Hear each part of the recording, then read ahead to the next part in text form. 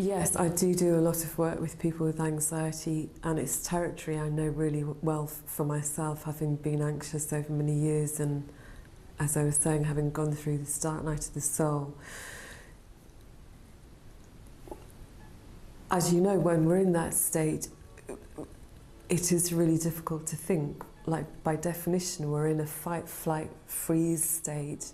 You know, our nervous systems have been triggered. We can't think, we can't use logical rationality often to bring ourselves back down. So one of the very, very simple, basic things that I do with people is actually to reconnect them with physical reality. So just taking a moment to notice the chair, you know, our feet on the floor, breathing, all of that is already happening. However anxious we feel, we are physically safe and present. Obviously, assuming we're not in present moment danger, you know, we're safe and here. One of the other things that we do, and as you know, we created this inquiry that we call the anxiety inquiry, which is part of the living inquiries.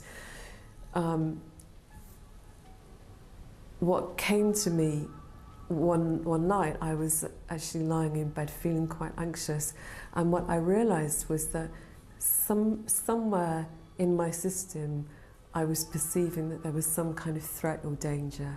You know, that there was something there that was triggering that sense of unsafety.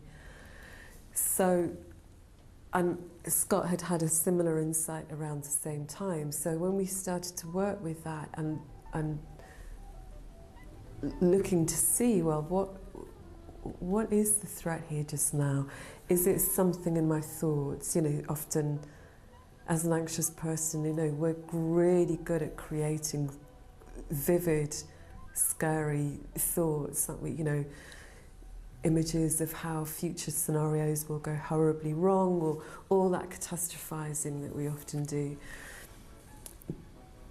When we really get to look at those thoughts in detail, we get to see what it is we're perceiving as scary. Often it's something quite specific, actually. And our body, as we know, responds to the thoughts and images, those scenarios that we're painting. And when we let the body respond and start to tune into what it's telling us, we go in more deeply to what we're perceiving the threat to be. And often it's related to something in the past, not surprisingly. You know, so I can remember working with a colleague of mine who'd always been really scared of spiders. It was one of the first anxiety inquiry sessions I did. And what we unravelled the fear back to was a sense of real unsafety that had arisen at the time when her father had left home, when her parents had got divorced when she was about 12.